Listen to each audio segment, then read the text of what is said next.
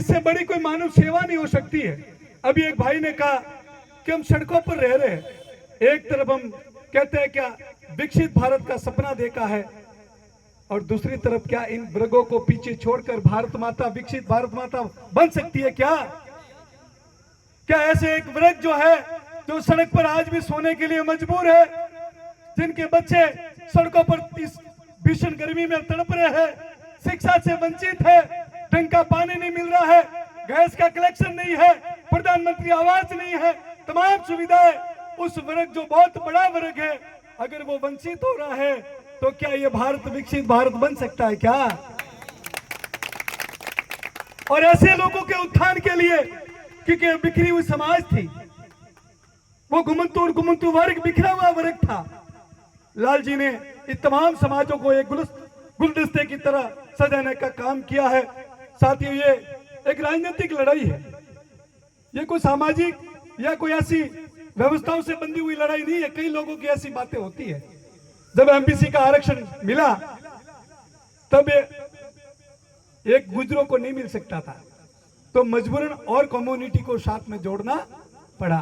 कोई लोग कहते हैं ना कि ऐसे ही मिला है, ऐसे नहीं मिला। 72 गुजर भाइयों ने बलिदान दिया, और उसके बाद में ये लोकतंत्र प्रजातंत्र प्रदेश है, या एक समाज को नहीं दिया जा सकता है, एक समूह को दिया जाता है।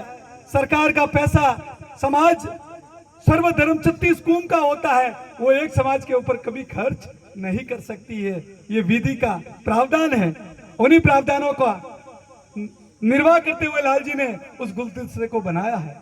ऐसे वंचित वर्ग के लिए काम करिए, आने वाली पीढ़ी आपको याद करेगी।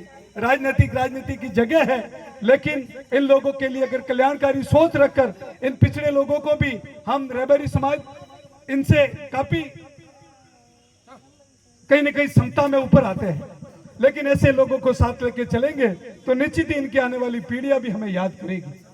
इसलिए ऐसे लोगों को साथ लेकर भाई लाल जी चल रहे हैं, हम आपको शुभकामनाएं देते हैं, और निश्चित ही आपका त्याग, आपका बलिदान ये व्यर्थ नहीं जाएगा, आने वाली पीढ़ी सदैव याद रखेगी।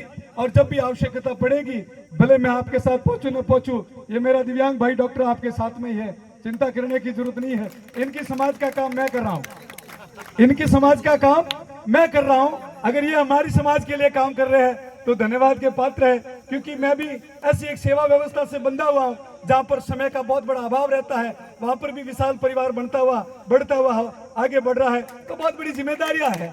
लेकिन हमारी भावनाएं आपके साथ में है, हमारी आशीष आपके इस संघर्ष के साथ में है, और कहते हैं ना कि दिव्यांग तो देवतुल्य होता है। हमारे दिल से निकलती हुई दुआएं आपको नई ताकत देगी, नई ऊर्जा देगी, लेकिन जिन नाचना तो हम लोग टेढ़ हो, ये बात होगी है। तो मैं तो इस देवनगरी सिरोही से, क्योंकि मैं यहाँ का वोटर हूँ, मैंने मशीन में वोट डाला था, फूल के ऊपर आगे लिखा हुआ था पूज्य ओटाराम जी देवासी, और वो फूल था।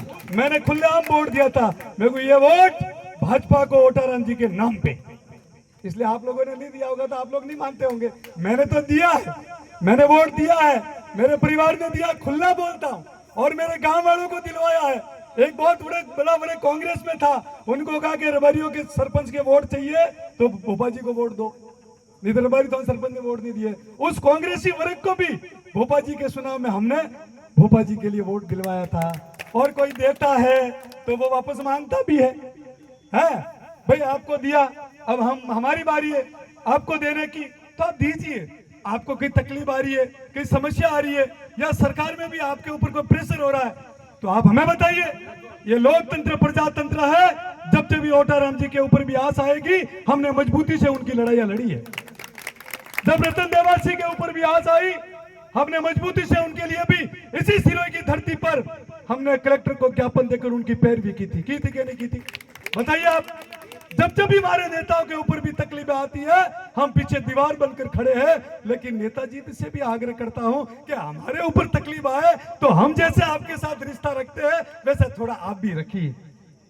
बात इतनी है, ज्यादा नहीं है, और ज्यादा समय नहीं लूंगा। आप सब लोगों ने भाई रतन जी का और तमाम जो बाहर से लोग पधारे हैं उन सबका मैं इस देवनगरी सिरोही की धरती पर आपका हार्दिक स्वागत अभिनंदन करता हूं।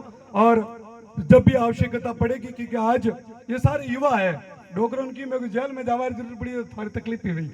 अब रहेंगे युवा आया और डोकरा बेचारे मोरा सिंबॉलिक तरीका आया रहा है 8-10 एक मोरा लाल पगड़ी वाला है बड़ो अबू राजरी धरती रा डोकरा बैठा है।